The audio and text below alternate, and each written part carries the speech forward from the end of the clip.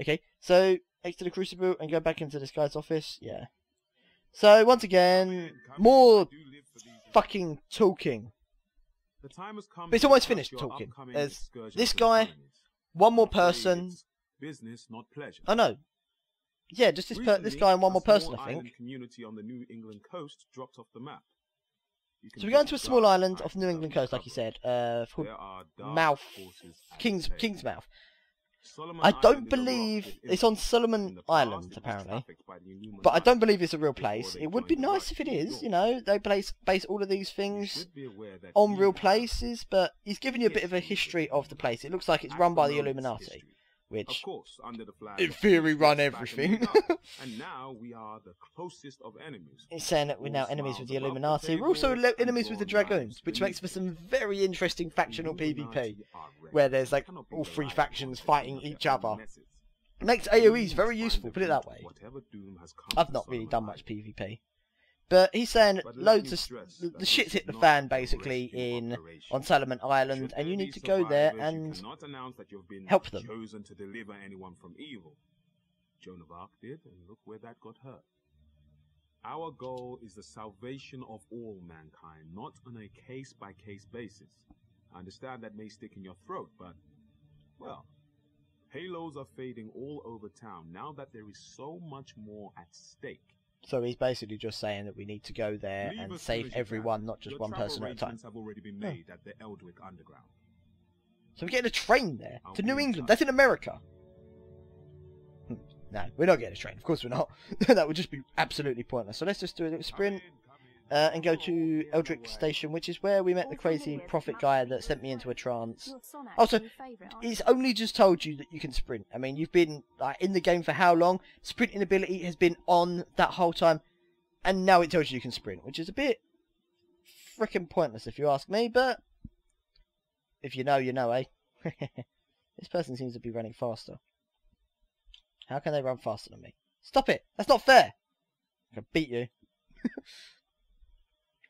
And here comes one of the coolest things in this game. The way you fast travel. Oh look, she shows the same thing as me. Cool! Is this... There we go. Ah, you missed it, stupid woman. So it's the Argta. I don't even know how to pronounce this. I think this guy's just about to tell me. So, as you can tell by the loading screen, it is a bit weird. This is where I'm going. And yeah, it's done loading.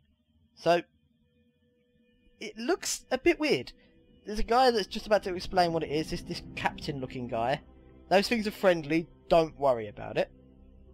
Hello. Yes. Hello. Now this is the Hollow Earth, Agartha.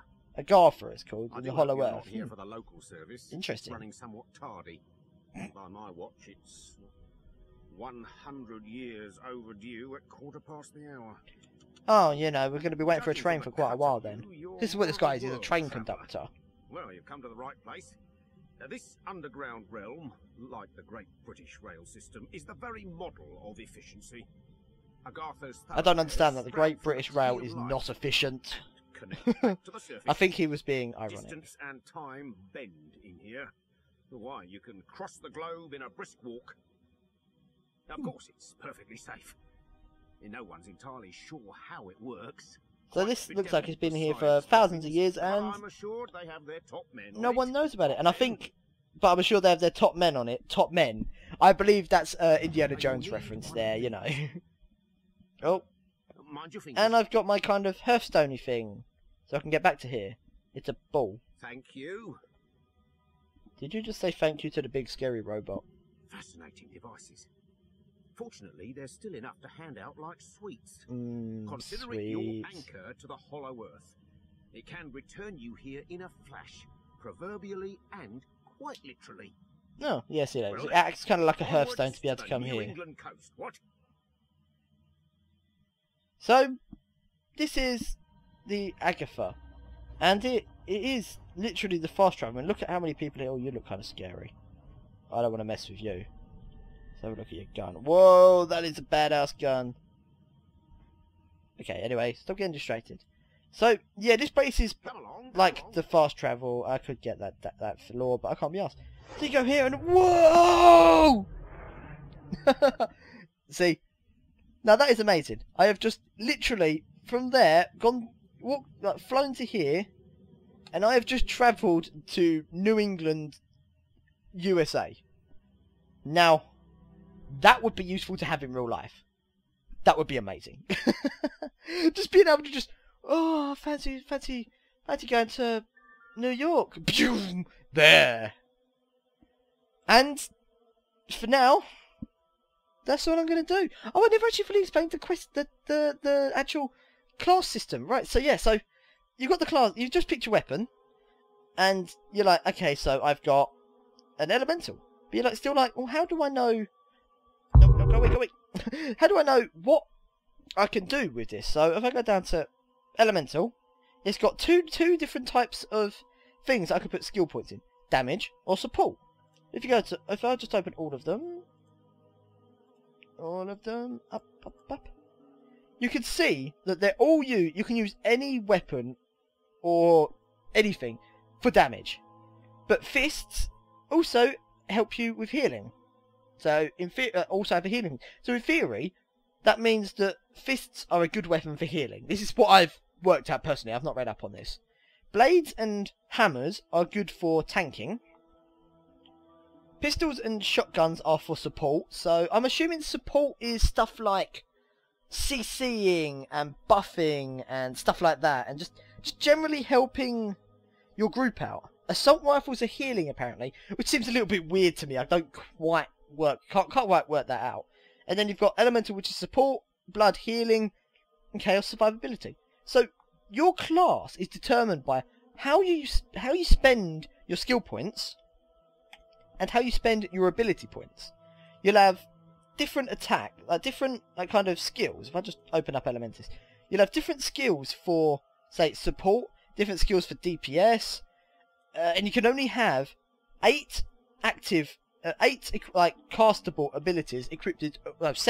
Seven castable abilities equipped at one time. So no having a second hotbar where you can just push control 1 to cast an extra line of spells. No, you can literally only have 7 spells equipped at one time, or attacks, whatever you want to call them.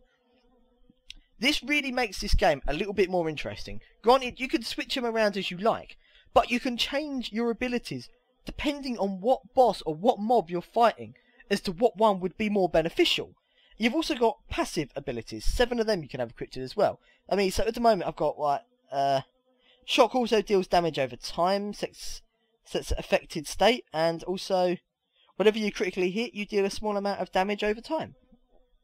So if I was fighting like massive groups of AoEs, of mobs that I'd have to AoE down, that one may be good. But that one isn't going to be very good because the shock ability isn't an AoE ability. So I'd remove the AoE one, the non-AoE one, and equip an AoE one. So, yeah, like this, obviously, and also I think that if you get enough skill points, you can completely fill in this entire grid. So then your whole class of what you are is based on your gear, and your gear is these talismans. You got head, major, and minor. And then your weapons. You can have 2 different types of weapons equipped as well. So you can have like elemental and blood. So you can have elemental and blood spells down here, which is kind of cool. But I think you mainly want to go for one to start with, and maybe if you feel like it, branch off into a different one about, I don't know, a little way through the game. So these are the only way to basically set your class. There's builds, I believe. If I just open this one back up, Dex. Yeah, there are builds, so you can like kind of it tells you what it would be to be a magus.